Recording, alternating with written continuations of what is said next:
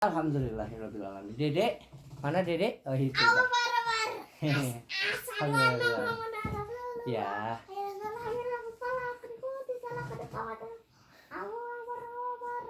La ilaha illallah Muhammadur Rasulullah sallallahu alaihi wasallam. Itu komat ya. Oke, alhamdulillah. Oh, udah siap? Doa mau bobo dulu. Halo, Mbak. Doa mau bobo. Bismika Allahumma ahyana wa bismika amut. Ayo, udah. Dedek.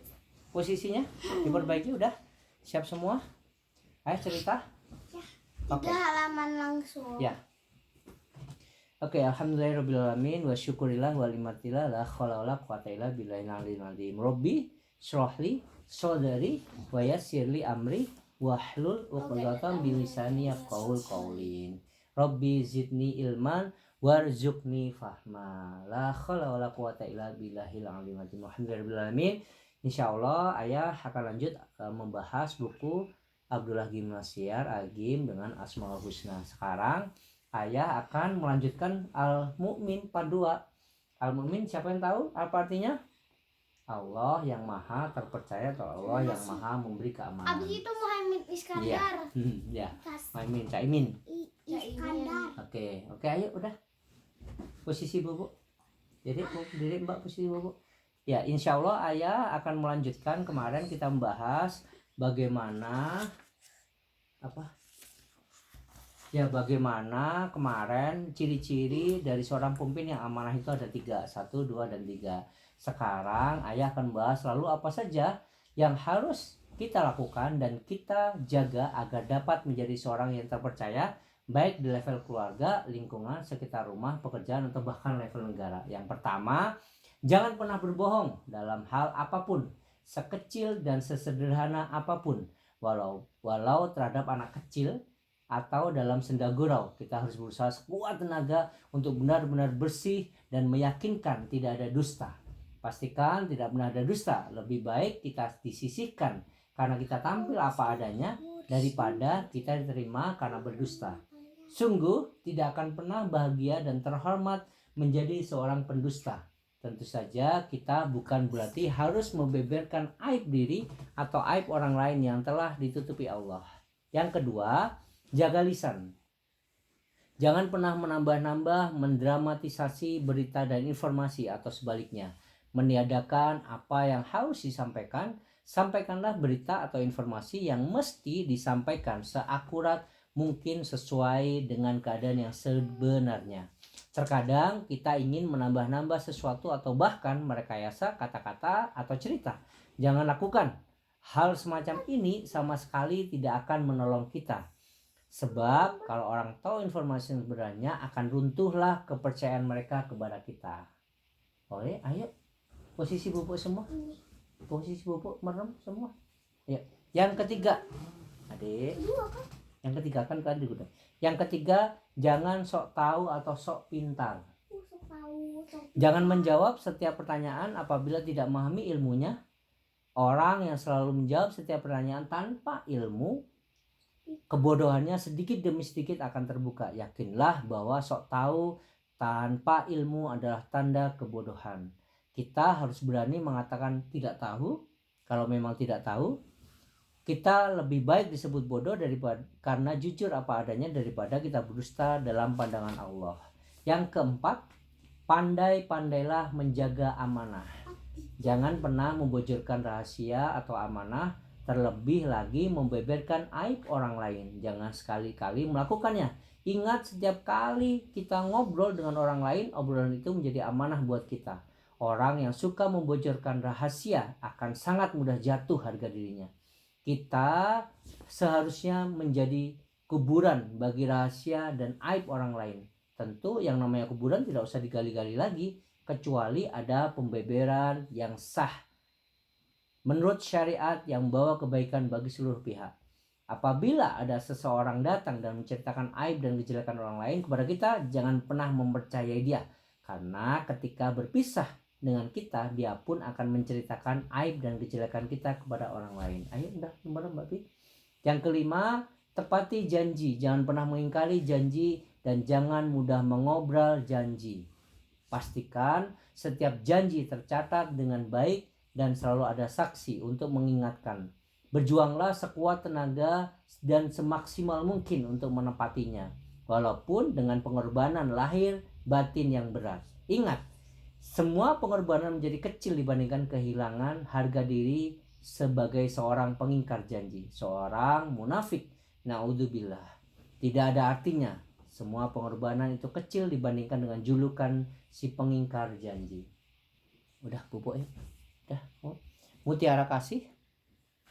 Seorang hamba Allah bertutur, ketika itu aku ditinggal di samping kota Mekah, sebuah kota yang semoga selalu dalam penjagaan Allah Ta'ala.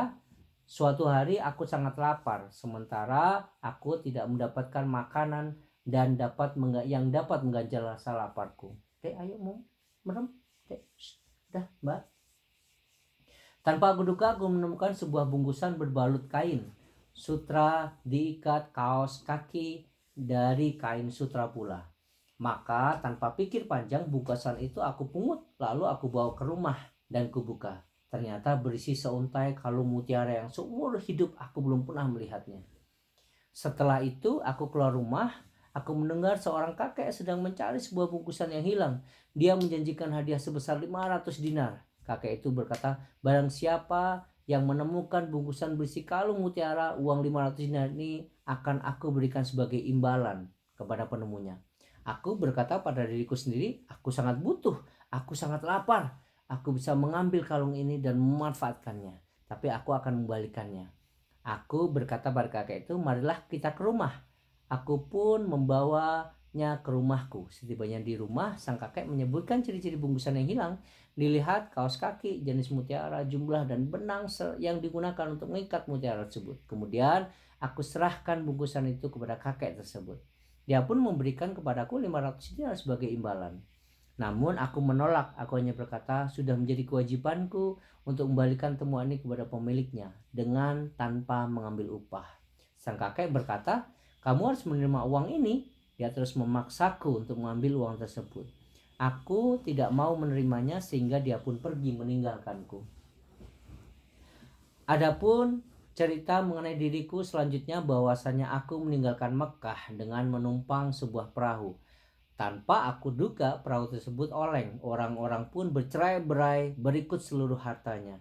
Namun aku selamat dari musibah ini berpegangan salah satu papan perahu tersebut. Beberapa hari aku berada di tengah lautan tanpa arah. Tiba-tiba aku terdampar di sebuah pulau yang berpenduduk. Aku menuju masjid untuk membaca Al-Quran. Di kampung itu tak ada seorang pun yang bisa membaca Al-Quran. Kemudian mereka mendatangiku untuk meminta mengajari mereka membaca Al-Quran. Di taklimku ini aku bisa mengumpulkan sejumlah uang. Suatu hari aku menemukan beberapa lembar Al-Quran di dalam masjid. Lembaran itu aku pungut. Orang-orang pun bertanya, apakah kamu bisa menulis? Aku menjawab, iya. Kemudian mereka memintaku untuk mengajari menulis termasuk pada anak-anak dan remaja mereka. Sejak itu aku mengajari mereka. Aku pun bisa mengumpulkan sejumlah uang. Suatu hari masyarakat kampung ini berkata kepadaku, kami mempunyai seorang gadis yatim sangat kaya. Bagaimana jika kamu menyuntingnya? Aku menolak tawaran mereka. Mereka tetap memasakku untuk menikahi gadis tersebut. Akhirnya aku terima tawaran mereka. Setelah niadakan walimah dan istriku ada di hadapanku, aku mendapati kalung yang dulu pernah kulihat melingkar di lehernya. Mataku tidak berkedip melihat kalung tersebut. Orang-orang yang melihatku mengajukan protes, wahai Ustadz, engkau telah menghancurkan hati gadis yatim ini, sebab engkau hanya menatap kalungnya bukan wajahnya. Lalu aku pun menceritakan kisah kalung tersebut.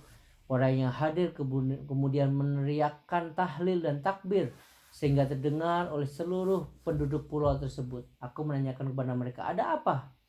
Mereka menjawab, kakek yang mengambil kalung darimu itu adalah ayah gadis ini. Kala itu kakek tersebut berkata, seumur hidupku aku tidak pernah bertemu dengan seorang pemuda muslim yang baik seperti dia. Sang kakek hanya mampu menjadikan doa, ya Allah, pertemukanlah aku dengan pemuda itu agar aku dapat menikahkan dengan anak gadisku. Sekarang doa itu telah dikabulkan Allah. Selanjutnya aku tinggal bersama istriku beberapa tahun.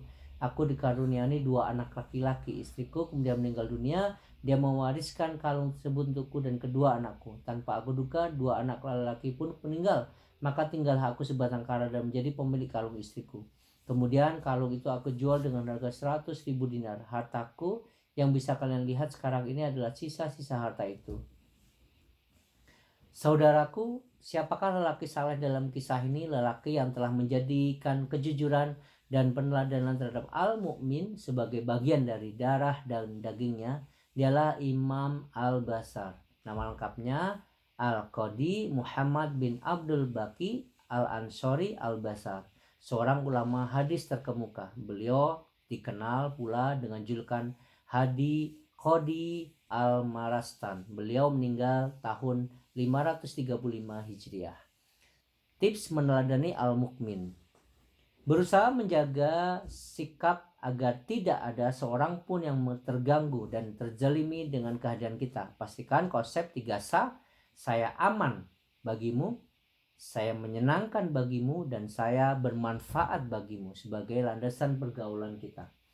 Lebih baik diam daripada mengatakan sesuatu yang buruk lagi menyakitkan. Jadikan asma al-mu'min sebagai zikir harian. Berusaha dan berdoalah agar bisa menjadi orang yang kredibel, dipercaya dan segani. Caranya 1. Memiliki kejujuran yang terbukti dan teruji, menjadi orang yang cakap dan memuaskan, dan 3. Menjadi orang yang kreatif dan inovatif. Mohonlah kepada Allah al-Mukmin agar Dia menjadikan kita sebagai seorang yang jujur dalam ucapan dan perbuatan, serta dijauhkan dari sifat munafik. Mohonlah kepada Allah agar kita dapat membenarkan keberadaannya, ketepatan janjinya, meyakini surga dan nerakanya, dan membenarkan apa yang dibawa oleh para nabi dan rasulnya. Mohonlah keamanan dan keselamatan dari murkanya dengan memperbanyak taubat, menegakkan sunnah dan menjauhi bid'ah. Ya Allah, aku memohon kepadamu ketegaran dalam menghadapi segala permasalahan. Aku memohon dengan sangat kepadamu untuk berkenan memberikan curahan petunjuk kepadaku. Serta aku memohon kepadamu dapat mensyukuri nikmat dan rajin melakukan ibadah. Aku memohon kepadamu lisan yang jujur dan hati yang lurus. Aku berlindung kepadamu dari kejelekan yang engkau ketahui, dan aku mohon kepadamu kebaikan yang engkau ketahui. Serta aku memohon kepadamu curahan ampunan dari segala dosa yang engkau ketahui. Sebab hanya engkaulah yang maha mengetahui segala gaib.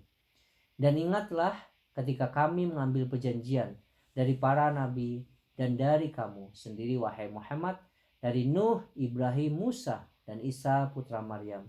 Dan kami telah mengambil dari mereka perjanjian yang teguh, agar dia menanyakan kepada orang-orang yang benar, jujur, amanah, terpercaya tentang kebenaran mereka. Surat Al-Ahzab ayat 7-8.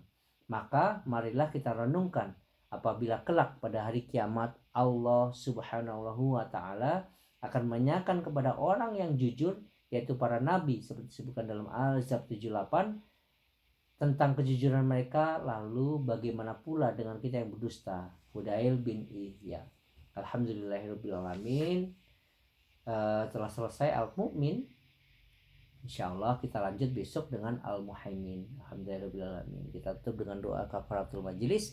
Subhanakallahumma wa bihamdika asyhadu alla ilaha illa anta astaghfiruka wa atubu ilaik.